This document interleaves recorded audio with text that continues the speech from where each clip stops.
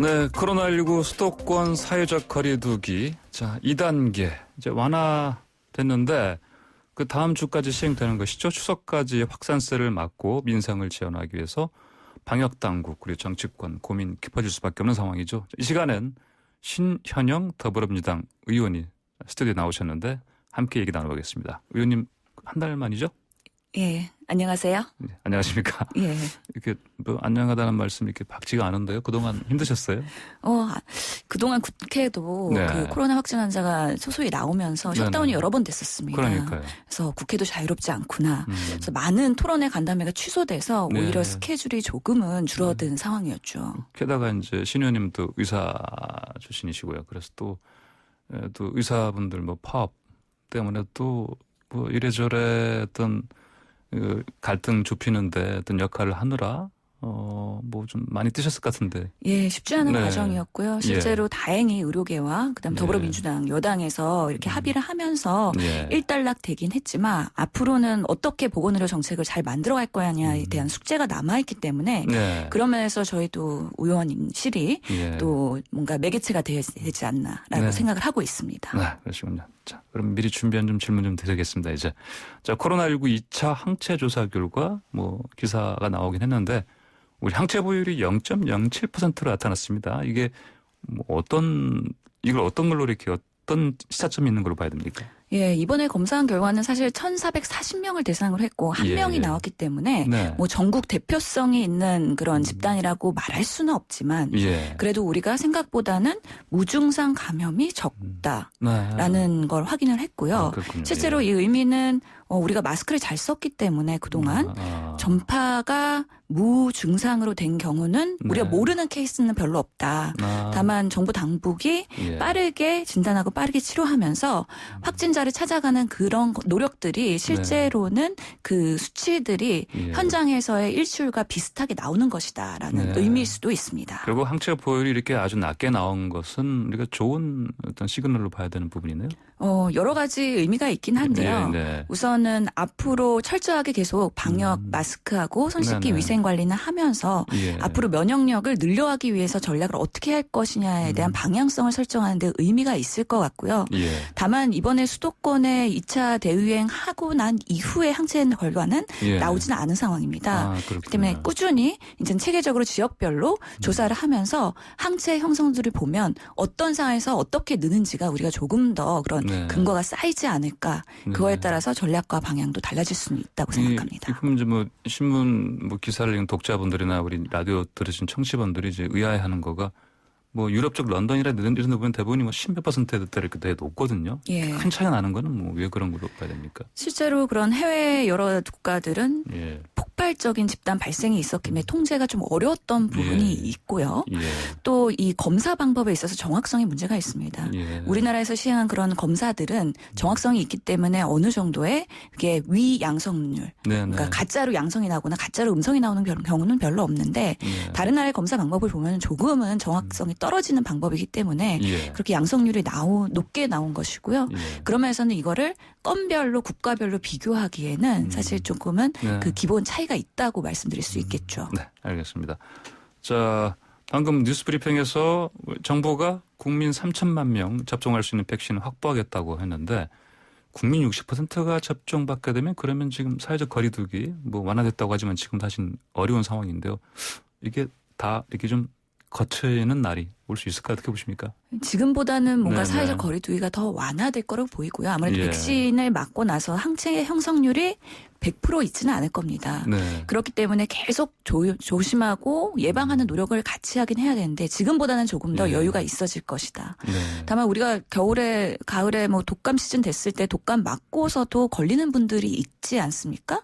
그렇기 때문에 결국에는 이 호흡기 감염에 대해서는 항상 조심하는 게 좋다.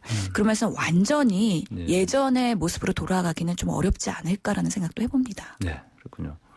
자, 신규 일일 확진자 수 사흘째 이제 100명대 후반, 중반 아니고 초반 유지하고 있습니다.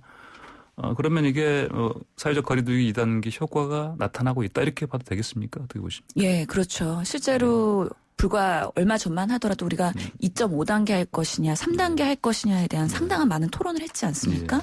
그럼에도 불구하고 2.5단계를 유지하면서 지금 400명대에서 100명대까지 줄어들었기 때문에 효과는 있다고 판단을 해야 되는 건데 다만 우리가 추구하는 궁극적인 목표는 적어도 100명 미만 그리고 50명 미만까지 가야 되는 그런 목표이기 때문에 갈 길은 더 멀다. 그리고 아직까지는 조용한 전파의 비율이 그래도 20%, 25% 정도 되기 때문에 이를 줄이는 노력을 어떻게 할 것이냐. 그래서 아직은 안심하기 이르다는 생각이 들고요. 특히나 추석 연휴 우리가 되돌아보면은 여러 가지 황금 연휴나 여름 휴가 이후에 항상 발생이 늘어난 것처럼 앞으로도 긴장하고 계속 연휴를 맞이해야 된다는 생각은 듭니다. 네. 자, 이게 2단계 어떤 구체적인 내용을 보면은 이제 뭐 이를테면 학원 같은 경우는 300명 이하만 지금 열 수 있게 돼 있고요. 그다음에 또 결혼식 같은 경우도 뭐 실내 50명 이상은 안 된다 이렇게 돼 있거든요. 저도 사실은 조만간 뭐 결혼식 와달라는 하객으로 소청도 받는 게 있는데 자, 이런 어떤 면에서는 형평성 문제도 대두되고 있고 근데 이제 또 지금 아까 말씀드렸다만 그 유흥주점은 또 안 되고요. 근데 노래방은 사실 유흥주점 아니거든요. 또 노래방은 또 거의 들어가 있습니다. 아직도 문 열지 못합니다. 맞습니다. 여러 가지 부분에서 이 방역 기준들 좀 더 이렇게 세분한다든지 좀 더 조율을 잘 해야 될 부분이 있지 않나 이런 또 지적들이 좀 있습니다. 어떻게 보십니까? 저도 공감을 하고요. 사실 뭐 정기국회가 열리는 기간이기 때문에 보건복지위원회에서 그런 부분들을 정부에 요구를 하고 싶은 계획이 있습니다. 우리가 아무래도 처음 겪다 보니까 1, 2, 3단계 그런 기준들이 어떻게 보면 근거 중심으로 된 게 아니고 처음 하다 보니까 급급한 부분은 분명히 있었다. 그러면서 일관성이나 형평성에 문제가 있는 부분들이 분명히 있고요. 앞으로는 이런 단계를 조금 더 세분화하고 정말 어떤 상황에서 어떤 위험성이 더 높으냐에 따라서 조금 더 그런 부분을 강력하게 제재할 수 있는 뭔가 근거 중심의 그런 단계 마련이 필요하지 않을까 싶습니다. 방금 제가 노래방 말씀드렸는데 아까 저희 YTN 그 리포트를 보니까 한 노래방 업주는 거의 뭐 울고 싶다고 이렇게 하더라고요. 그 표정을 보니까 참 안타까웠는데 이렇게 고위험시설로 분류된 이런 업종의 업자들 사실 이분들도 자영업자들인데 굉장한 어려움을 겪고 있습니다. 그래서 뭐 이분들이 정부 배상을 주장하기도 하고요. 자, 그러면 이런 자영업자, 소상공인들 생계 이게 결국은 이것도 지원을 해야 될 텐데 어떻게 뭐 해안이 있을까 어떻게 보십니까? 이번에 그래서 국회에서 4차 추경에 대한 논의가 조만간 이루어질 텐데요. 이번에는 선택적인 지원, 특히 어려운 분들, 피해를 보신 분들을 어떻게 구제할 것이냐, 도움을 드릴 것이냐에 대한 거에 포커싱이 되어 있고요. 그러면서는 이번 4차 추경의 규모가 7.8조 원인데 그중에 소상공인에 대한 성장 지원이 3조 2천억 원, 그리고 소상공인이 폐업을 하거나 그랬을 때 재기한다고 했을 때 지원하는 부분이 1,000억 원 정도가 배정이 됐기 때문에 상당히 이런 자영업자와 소상공인에 대한 구제 방안에 대해서 많은 그래도 심혈을 기울였다라고 말씀을 드릴 수가 있는 거죠. 자, 그러면 뭐 이를테면 무상 독감 예방 접종, 뭐 무료 와이파이망 설치, 뭐 이런 여러 가지 그 방안들이 나오고는 있습니다. 정치권에서. 근데 이게 특히 통신비 2만 원 지원 이 부분 관련해서 사실은 논란이 여전히 뜨겁습니다. 이걸 차라리 뭐 아까 말씀드린 노래방이라든지 이런 정말 누가 봐도 분명한 피해를 더 심각하게 보고 있는데 지원하는 게 낫지 않느냐 이런 얘기들도 있거든요. 어떻게 보십니까? 뭐 초기부터 여러 의견들이 있었죠. 전 국민 지원할 거냐 아니면 또 선택적 지원할 거냐에 대한 논의도 있었고 실제로 이런 무료 독감 이야기는 의학적으로 봤을 때는 이 백신이 한정돼 있고 우리가 꼭 필요한 필수 대상부터 맞는 게 맞기 때문에 사실 그래서 노인과 어린이부터 무상으로 지원을 하고 있지 않습니까? 그럼 나머지 연령대에 대해서는 실제로 기저질환이 있거나 아니면은 정말 그 감염에 취약한 그런 군부터 우선순위로 지원을 해야 되는 게 맞기 때문에 전국민 무상 독감 지원이라는 거는 현실적으로는 어려운 부분입니다. 그런 부분에 대해서 조금 더 우리가 세심하게 논의를 할 필요가 있다고 생각이 듭니다. 그렇군요. 자, 이제 추석 다가오고 있습니다. 이제 방역 당국은 추석 특별 방역 기간 지정했고요. 자, 추석에 어떻게 방역에 힘써야 할까요? 어떻게 보십니까? 예, 실제로 이런 추석 때 많은 이동량이 증가할 것으로 보이고요. 특히 대규모의 가족들이 모이다 보면은 여러 가지 또 바이러스의 감염 확산에 그런 통로가 될 수 있기 때문에 많이 긴장을 하고 있는 것이죠. 뭐 정세균 총리가 말씀하신 것처럼 우선은 이동을 최소화하자라는 메시지 국민들이 따라주실 거로 믿고 있고요. 실제로 가족들이 만나더라도 이번에는 대규모보다는 소규모로 조금씩 모여서 그런 연휴에 그런 여러 가지 담소나 그런 여유를 즐길 수 있는 어떻게 보면 코로나 방역을 위한 추석 그런 가족 모임에 대한 세팅을 다시 한번 가족 단위에서 고민하는 게 되게 중요할 것 같다는 생각이 듭니다. 네, 그렇군요. 자, 21일부터 초중고 학교 등교 결정됐습니다. 자, 어쩔 수 없이 물론 뭐 거리 두기 한다고 하지만 밀접 접촉 가능성이 높거든요. 어떤 부분을 더 조심해야 되겠습니까? 어떻게 보십니까? 예. 실제로 저희 아이들도 뭐 그 긴급 보육으로 학교나 유치원을 다니고 있는 상황이긴 한데요. 많은 이 양육하는 부모들이 온라인 등교 때문에 많이 힘들어하셨습니다. 그렇기 때문에 조금은 빠르게 재개하기로 발표가 된 것 같습니다. 물론 온라인과 오프라인을 이렇게 전환하는 시스템으로 갈 거긴 한데요. 등교할 때 마스크 그리고 아이들과의 그런 밀접 접촉은 최소화하는 방향으로 수업을 당분간은 지속할 수밖에 없을 거고요. 또 이렇게 등교를 재개하다 보면은 또 학교 내에서의 그런 코로나 확산이 또 소소하게 발생할 수도 있기 때문에 항상 그런 리스크에 대한 우리가 마음가짐과 준비는 필요하다라고 말씀드릴 수 있겠네요. 네. 자, 방역을 위해서 최전선에서 고생한 분들, 뭐 전 국민들이 다 알고 계시죠? 의료진들, 간호사분들, 의사분들. 이분들이 추석 전에 뭐 의료진 지원금인가 이걸 받을 수 있게 됐다면서요? 예, 맞습니다. 실제로 3차 추경 때 120억 원을 의료인들에 대한 위험 수당으로 추가 편성한 바가 있습니다. 저희 더불어민주당에서 열심히 또 만들었는데요. 실제로 어떻게 지급할 것이냐, 어느 대상으로 지급할 것이냐에 대한 그동안의 치열한 고민이 정부 차원에서 있었고요.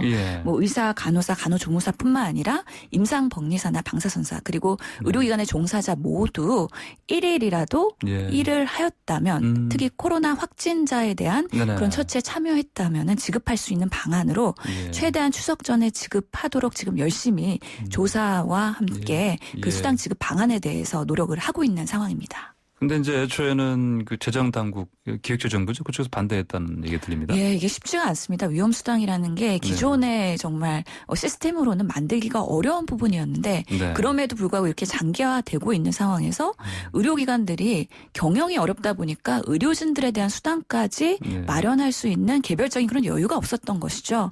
이런 것들에 대해서 국가 차원에서 마련해야 된다는 주장을 제가 21대 국회에 들어와서 지속적으로 했는데 이렇게 아직은 소소하긴 하지만 그래도 뭔가 성과를 냈다는 면에서는 저도 뿌듯하고 앞으로 더 잘 현장을 지켜달라는 또 당부의 말씀도 이참에 드리고 싶은 마음입니다. 네, 이렇게 애쓰시는 분들한테 조금이라도 위로가 될 수 있을 것 같습니다. 네. 자, 그리고요.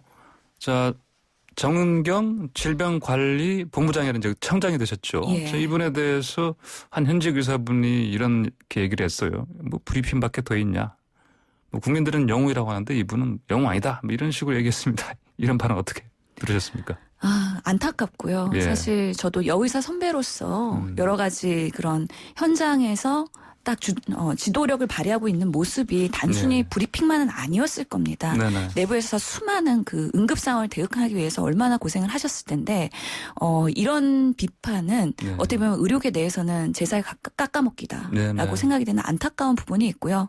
충분히 감염병 대응에 그리고 K방역의 발전을 위해서 공헌한 만큼 우리가 충분히 존경하고 또 그들에 대한 그 노력을 충분히 감사해야 된다라는 생각을 갖고 있습니다. 그러면서는 이런 현상에 대해서는 매우 유감이라고 말씀을 드릴 수 있겠죠. 자, 그 국가시험 있지 않습니까? 이게 좀 이를테면 결국은 응시하지 않는 학생들 시험 못 보게 되는 상황이죠. 이게 뭐 어떻게 됩니까? 예, 실제로 저희 후배들의 또 일이기도 하기 때문에 이 또한 안타까운 마음이긴 한데요.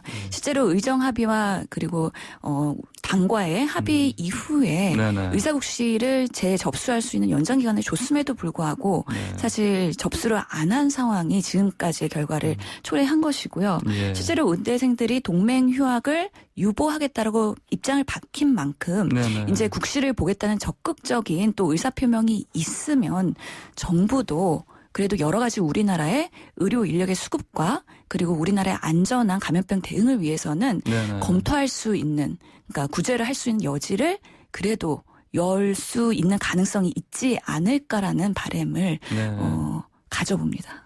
네, 이제 뭐 정치인 되시기 전에 이제 의사하셨으니까 지금 특히 코로나19 상황 같은 경우 굉장히 또 사명감도 높으실 것 같습니다.